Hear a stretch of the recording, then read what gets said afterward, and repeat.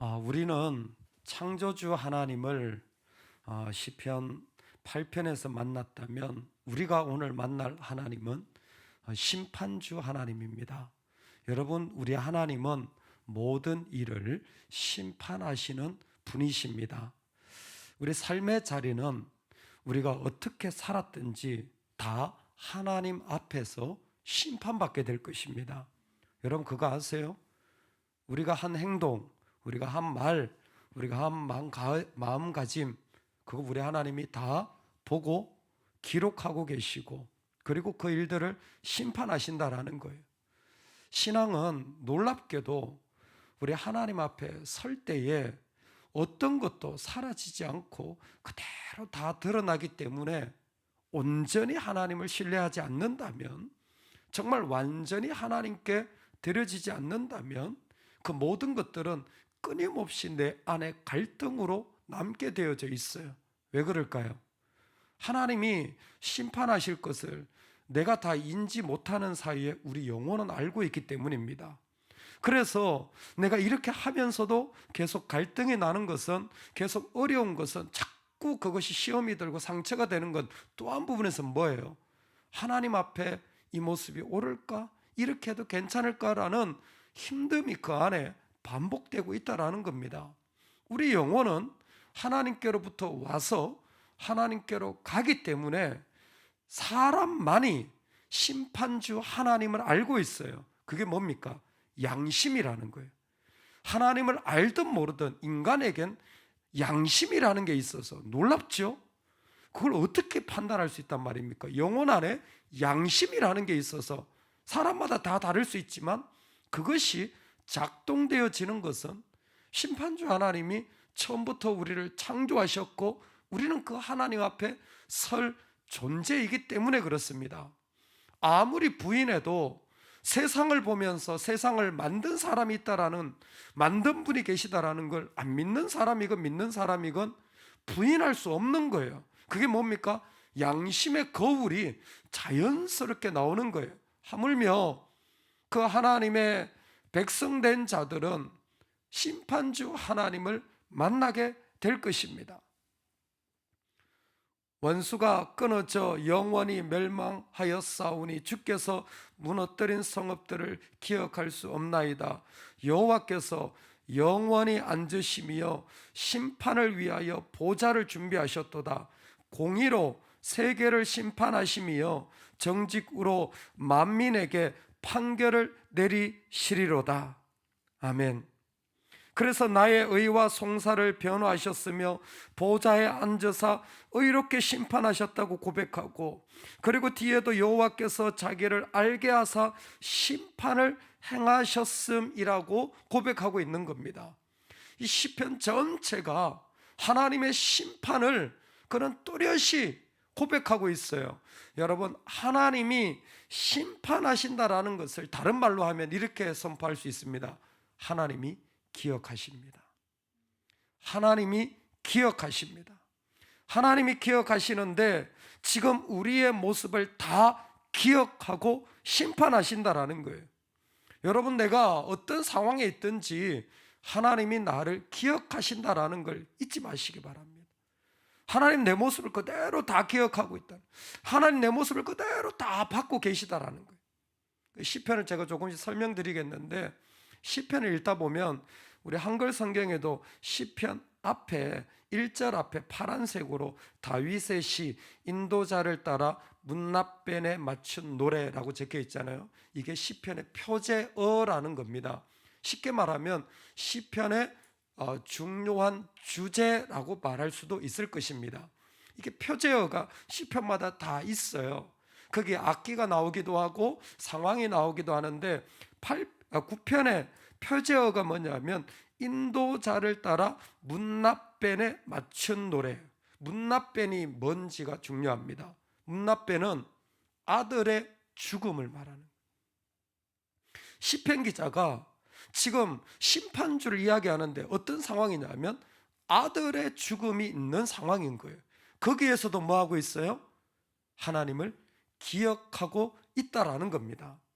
지금 그의 마음에 여기에 원수가 끊어지고 그들이 멸망당하고 내 원수들이 물러갈 때 주 앞에서 넘어져 망함이니다 할 때는 여러분 마음이 어떻겠습니까? 그 원수가 뭐예요? 대적이기도 하고 그 원수가 뭐겠습니까? 사망이고 죽음이지 않겠습니까? 내 아들의 생명을 빼앗아간 원수, 그 죽음이 자기 삶에 얼마나 힘들겠습니까?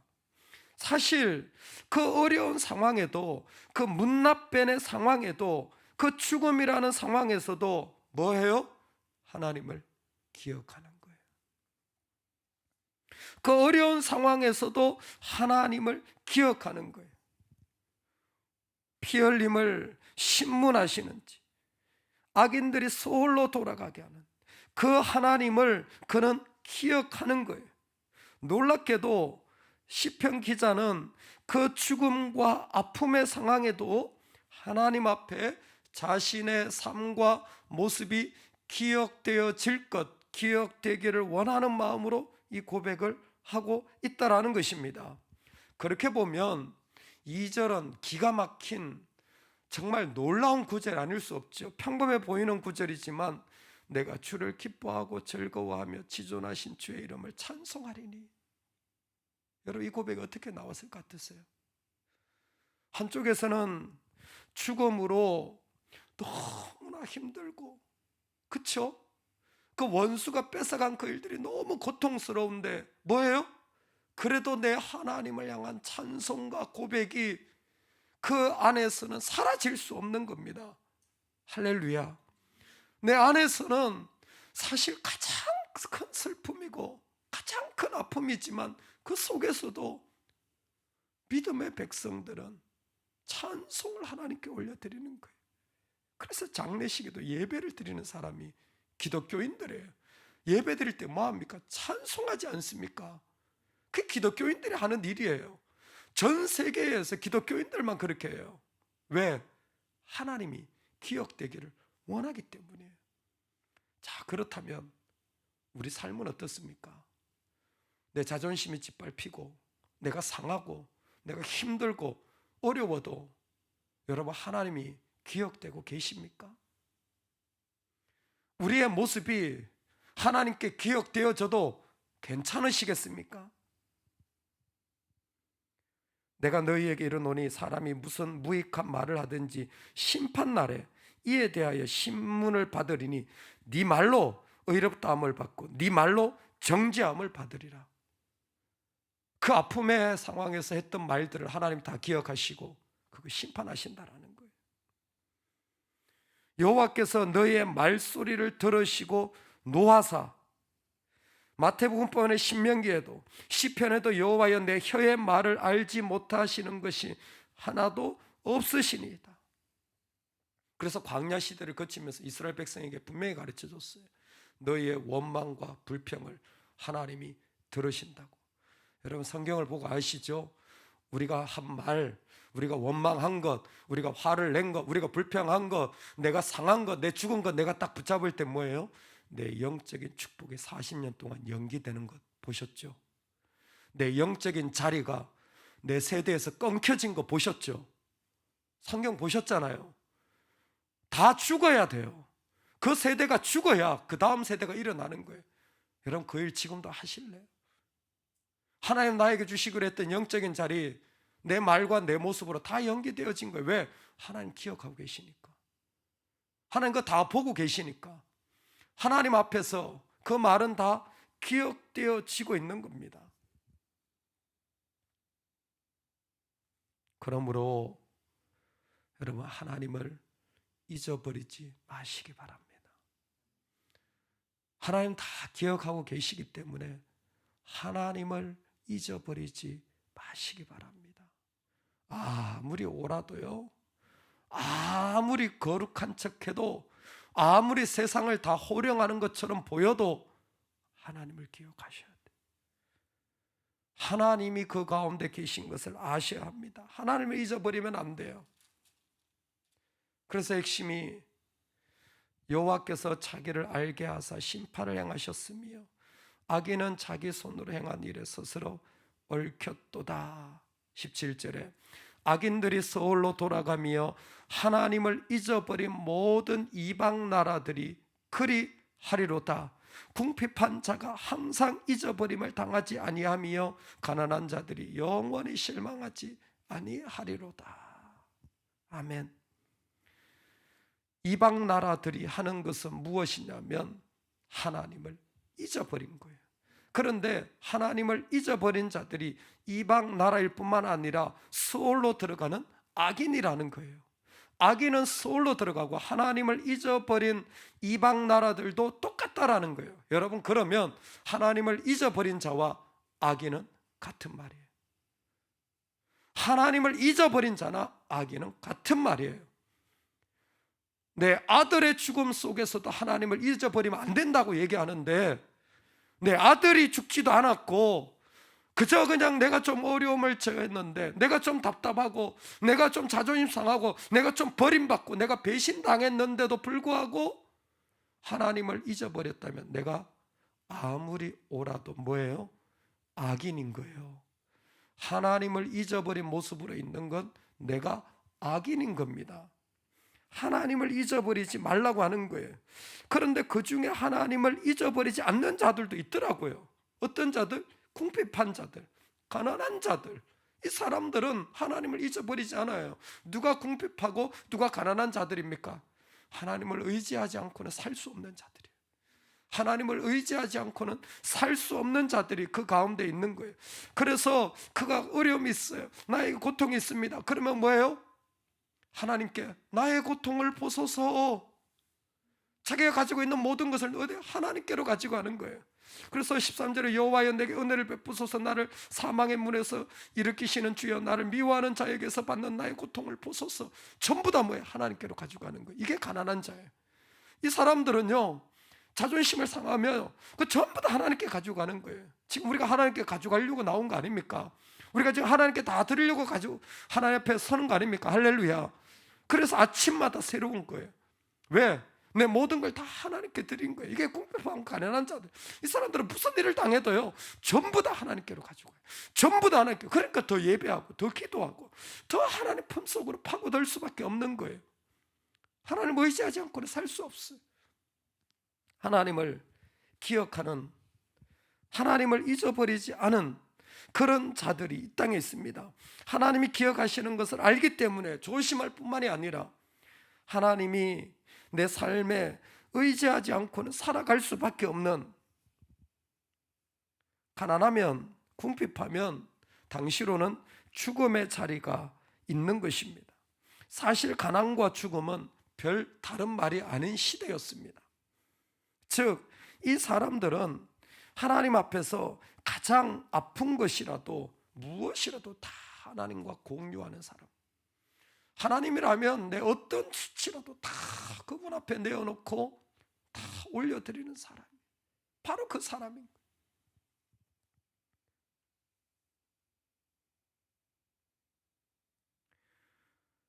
친절하긴 한데 친구가 없는 세상이다. 오래전에 나왔던 이야기인데, 교회 공동체를 향해서 도전하는 이야기. 친절하긴 해요. 인사도 하고 예의 바르게 하는데 친구는 없는 세상. 그래서 1950년대 이미 에이비드 리저만이라는 사람이 외로운 군중이라는 표현을 썼어요. 외로운 군중. 모여 있는데 사람들은 많은데 친구가 없는 거예요. 의외로 이런 사람들이 많아요. 친절하게 지내는데 내가 정말 친한 친구는 없는 그런 공동체. 무서운 겁니다. 누가 친구입니까? 말을 들어줄 줄 아는 사람.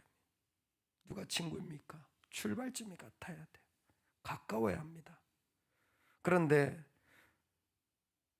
그 이야기에서 친구의 가장 중요한 부분이 있대요.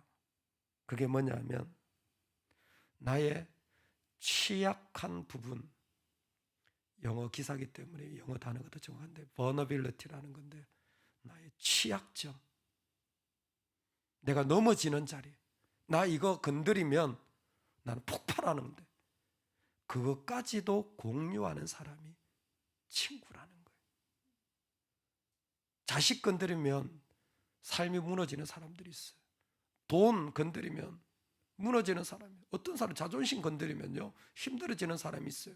그런데요, 그거 보여주는 사람, 그거 좀 도와달라고 요청하는 사람, 그게 진짜 친구예요. 그 사람이 진짜 하나님 앞에 제대로 나가고 있는 거예요. 나 이거 너무 수치스러운데, 이제는 아무렇지도 않아요. 이전의 일인데 그거 뭐야, 하나님 앞에 다 공유했거든요. 그러니까 기꺼이 다 공유할 수 있는 거예요. 누가 봐도 나는 이제 괜찮아요. 할렐루야. 여러분 할렐루야죠. 우리가 하나님이 다 나를 기억하고 계신 것을 알고 하나님과 공유하고 있잖아요.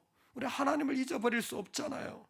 그러니까 그 모든 것을 하나님과 공유할 뿐만 아니라 믿음의 사람들과 같이 공유하는 거예요.